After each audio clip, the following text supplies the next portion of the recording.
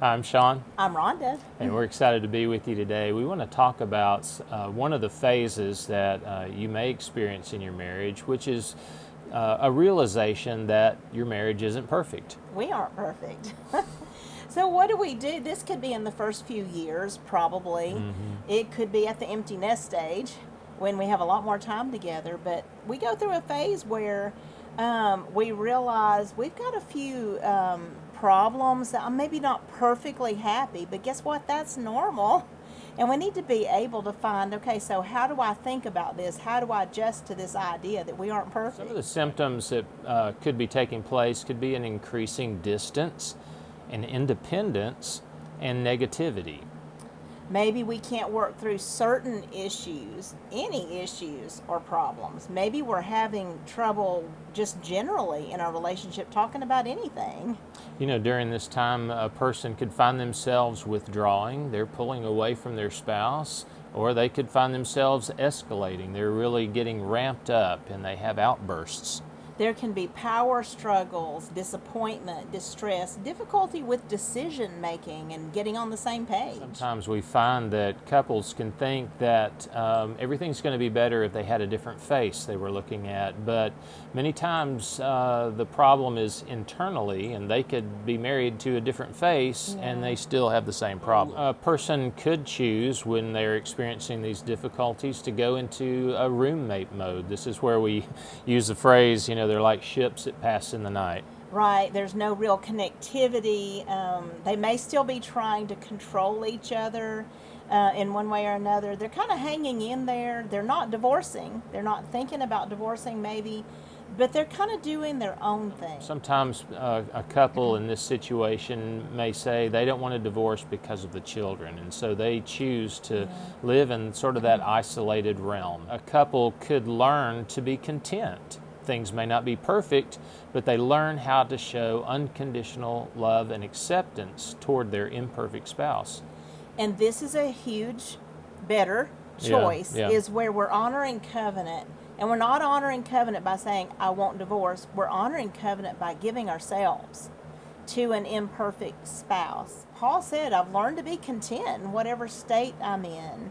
But so many times we get our attention, our focus is on what I don't have instead of what I do have. There may be 20% of your marriage that isn't where you want it to be. But what about the 80%? What if we grieve the 20% and we're like, it's okay. None of us are perfect. This is where we are. This is us.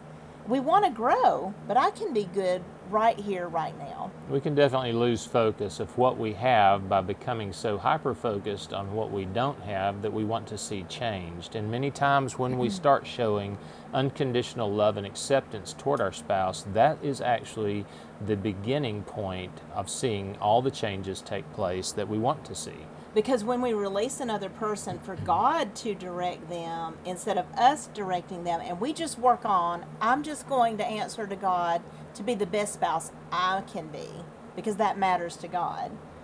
Also, learning good communication and conflict resolution skills can definitely help, because we see couples kind of tripping all over themselves in the way they talk. It's not the what they're talking about, but the way they're talking about it. It is a skill, is something that we learn, and we sometimes can learn through trial and error, or we can learn from other people's mistakes. And so availing yourself of good materials that can help you learn how to navigate through conflict in a positive way is really key.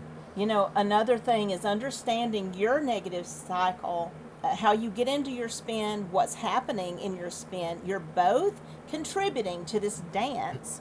And then, most importantly, how to pull out of it. Because it is this spin that is basically the marital pitfall that's going on with the couples. I do this, and in response, you're going to do this. Because let's face it, there are certain emotions, certain nonverbals that universally set up a typical response. And so we're setting up the dance our spouse is going to do in response to us, which sets up what we're going to do in response.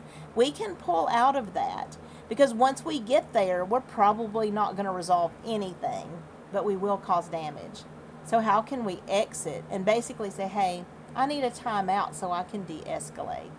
Yeah, it's so important that we learn how to become vulnerable after we've been hurt, because our tendency is to withdraw and close up. And we need to maintain that ability to take a risk in the relationship. The spouse that's more verbal can often come across accidentally as harsh and blaming.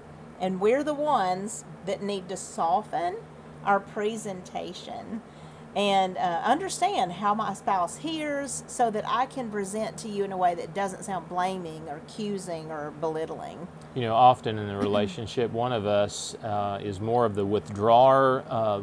They're not as apt to be confrontational about issues.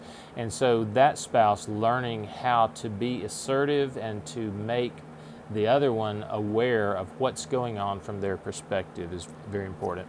And the ability to discuss our emotions. Think about it. Emotions are an advanced information system. Basically, what's happening is our spirit is troubled, but too many times we ignore those while thoughts and beliefs get filed away in the brain, which our brain then will, without thinking, respond to and act on. So when we feel a negative emotion, we can check our self-talk.